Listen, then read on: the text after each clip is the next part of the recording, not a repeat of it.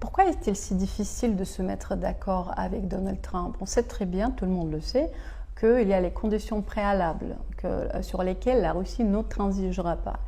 Et Trump le sait, mais on voit sa communication, de toute façon à Paris, on voit tout le temps différentes annonces, sa communication est très chaotique et on n'arrive pas vraiment à comprendre ce qu'il veut. Que veut Trump ou son administration? Trump, c'est un leader des États-Unis et il veut rester un leader des États-Unis et il travaille pour les États-Unis, aux intérêts des États-Unis et pas des intérêts de la Russie. Hein. Donc sa communication, si vous avez remarqué, il répète tout le temps que c'est une guerre qui n'aurait jamais eu lieu si lui, il était le président. C'est la guerre de Biden. Donc ça c'est un élément stable dans sa communication.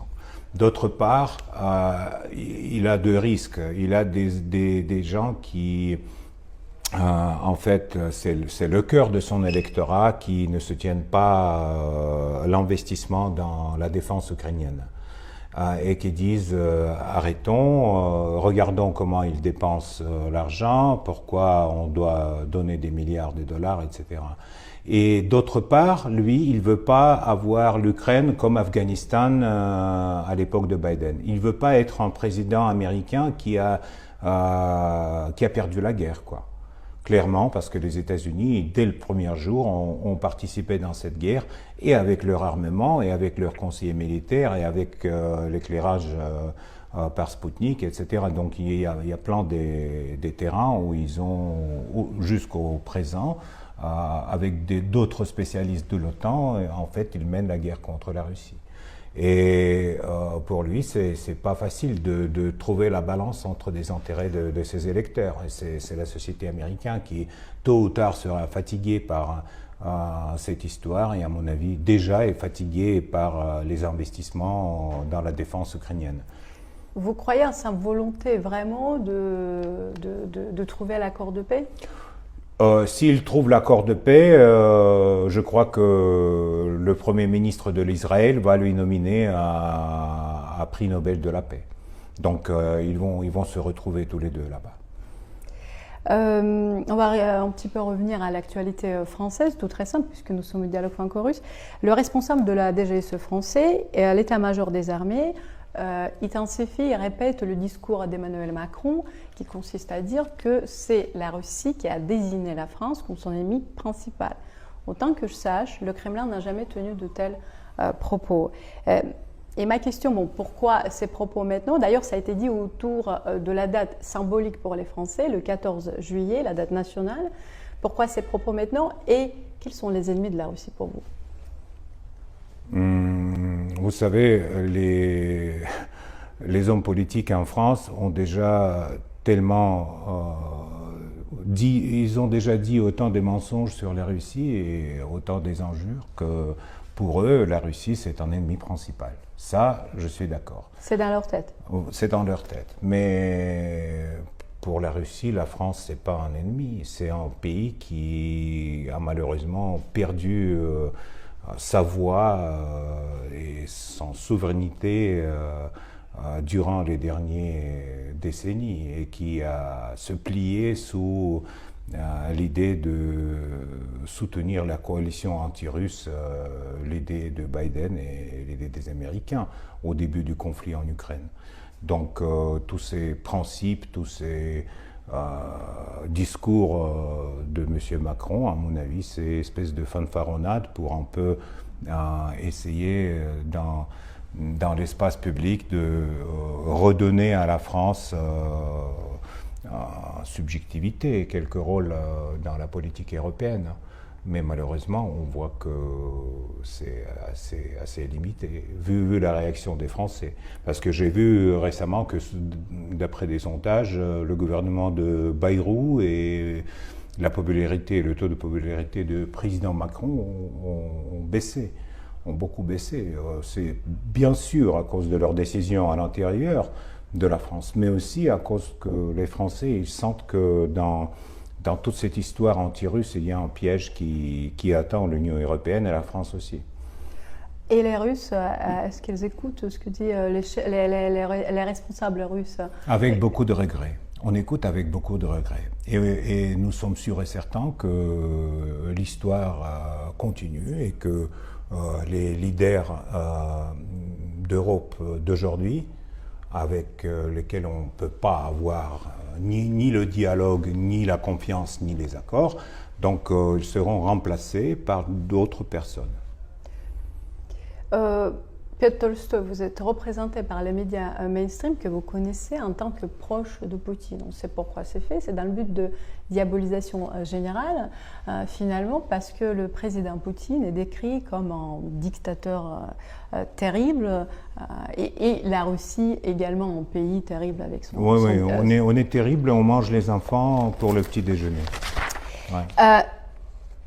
D'où vient cette diabolisation, puisque les racines, ça ne date pas d'hier. Et c'est une amalgame, pas juste le président ou ses proches, mais c'est aussi la Russie qui le tend. Mais écoutez, on a eu toute une époque de communisme et la Russie comme la menace principale pour la paix en Europe. On a eu après un moment de détente et quand après la chute de l'Union soviétique et des essais de décomposer la Russie, mais évidemment pour les gens qui voulaient ça, Poutine c'est un diable et tous ceux qui partagent ou soutiennent son politique sont aussi comme on a dit, j'ai vu récemment dans la presse française, les lieutenants sanglants des Poutine. Pourquoi sanglants? Pourquoi lieutenants? Mais bon, donc ça c'est des clichés qui circulent dans la propagande occidentale. Et je veux juste dire que beaucoup de journalistes occidentaux continuent à travailler à Moscou, tandis que les journalistes russes ne peuvent plus travailler en France. Voilà. Donc c'est ça la démocratie comme il est, et donc les cannibales russes, les barbares, hein, les gens qui ne connaissent pas la démocratie et donc qui ont des différentes valeurs, agissent quand même d'une façon plus démocrate que les Européens.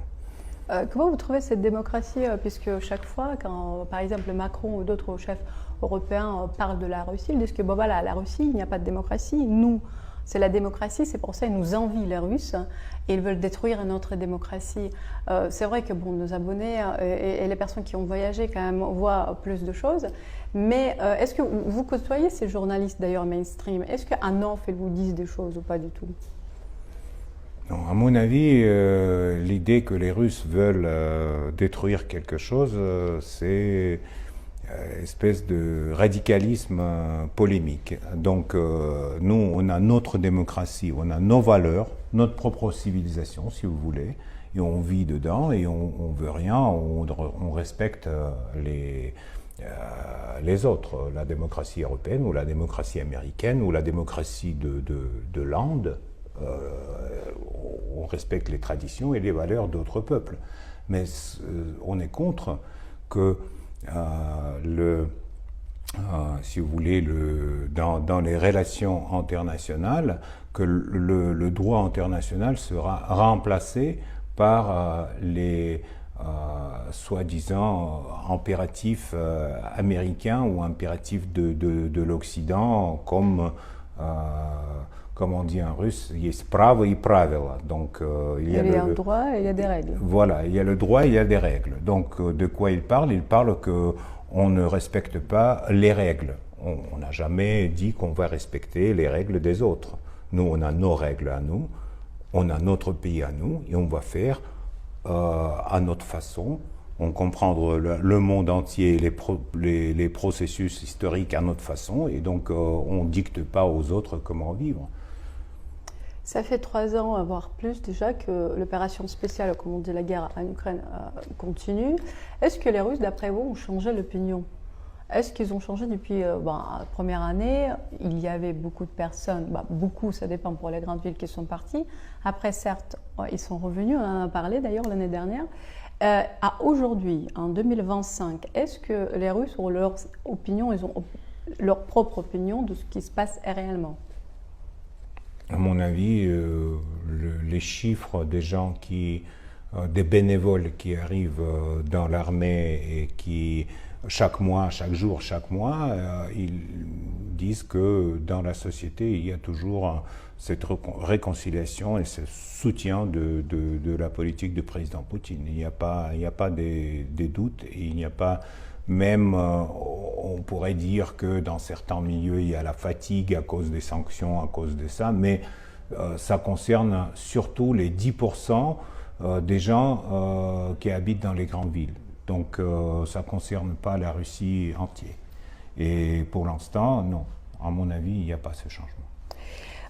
Beaucoup de questions également autour du conflit entre l'Israël et la Palestine et toute cette dernière mini-guerre de 10 jours entre l'Iran et Israël avec les États-Unis, ce qui montre à quel point il est difficile de manœuvrer entre tous ces pays dans la région, sachant que la Russie parle avec tout le monde, il y a ses alliés de longue date, et finalement comment rester médiateur fiable dans des conditions de cette paix fragile, très fragile, et dans tout ce qui se passe comme guerre dans la région. On ne peut pas parler de médiation fiable quand il n'y a pas le droit international. Quand on veut, on peut envoyer un avion avec les bombes et bombarder n'importe quel pays qui n'a pas l'arme nucléaire. Vous croyez que si la Russie n'avait pas l'arme nucléaire, on n'était pas démantelé comme la Yougoslavie à la fin des années 90? Non. Donc nous sommes réalistes et à mon avis, il faut d'abord entendre les principes de droit international partout et après... qui en fait pour exclure les décisions qui ont pris Netanyahou et Trump sur ce conflit. Parce que l'Iran, c'est pas l'Iran qui a tiré sur l'Israël, c'est l'Israël qui a tiré sur l'Iran. Et la position de la Russie dans le conflit entre Israël et la Palestine, qui ne date pas d'hier, qui ne va pas se terminer demain, et quand on écoute la communication des uns et des autres, il y a ceux qui disent qu'il y a le génocide, l'autre qui disent on défend notre territoire. Comment faire? Puisque la Russie, également l'Union soviétique à l'époque, a été toujours respectée dans la région et était entendue et écoutée. Oui, le problème c'est que notre position n'a pas changé. Nous sommes pour un État indépendant palestinien et à mon avis, Israël exagère dans les questions de territoire quand ils disent que c'est leur territoire. Non, c'est eux qui sont venus à un moment vivre sur les territoires de Palestine. Et il faut 2 États indépendants, Israël et Palestine, sur ces territoires. Mais cet accord, il doit être produit des volontés des grands pays. Donc il faut la nouvelle Yalta pour résoudre ce problème. Il n'y a pas de volonté? À mon avis, non. Aujourd'hui, non. Il y a ceux qui regardent sur ce qui a fait Israël à Gaza, qui disent oui, c'est la génocide. Et qu'est-ce que vous allez dire? Ah non, on ne va pas dire ça en public, on ne va pas agir, on ne va pas rien faire. Donc regardez les positions des leaders européens. À mon avis, c'est hypocrisie pure sur ces questions. Est-ce que la Russie parle de ces problèmes-là avec les États-Unis en ce moment? Puisque apparemment les États-Unis et la Russie se parlent pratiquement tous les jours. Comme a dit Trump, il était impossible, c'est-à-dire il croyait que c'était possible de terminer la guerre en 24 heures, 6 mois plus tard, il sait très bien que c'est beaucoup plus difficile, mais il y a beaucoup de sujets et il ne peut pas ne pas parler à la Russie. Est-ce que pensez-vous qu'ils se parlent? Oui, à mon avis, il y a un effort pour rétablir le dialogue des 2 grands pays, quoi. C'est normal. Parler avec les Américains, c'est normal. Avoir le dialogue, c'est normal. Il y aura plus de confiance avec le dialogue. Quand, à l'époque de précédent président des États-Unis, il y avait cette rupture, à mon avis, c'est beaucoup plus dangereux pour le monde entier. J'ai reçu beaucoup de commentaires suite à la vidéo, l'une des dernières vidéos que j'ai faites sur notre chaîne du dialogue franco-russe, juste après l'appel d'Emmanuel Macron à Vladimir Poutine. Et la question la plus fréquente n'était pas de quoi il s'agissait, parce qu'on a vu les communiqués, certes c'était très formel, mais quand même. Mais pourquoi Poutine a répondu? Et ma question serait, la dernière fois, l'été dernier, quand on s'est vu, je vous ai posé la question, est-ce que demain, si vous rencontrez Emmanuel Macron, qui est encore président de la France, est-ce que vous avez quelque chose à lui dire? Vous avez dit non. Est-ce que c'est toujours le cas? Et pourquoi finalement Vladimir Poutine a répondu? Vladimir Poutine a répondu parce que Vladimir Poutine est un homme politique très poli et très attaché à des traditions de communication internationale délicates et polies.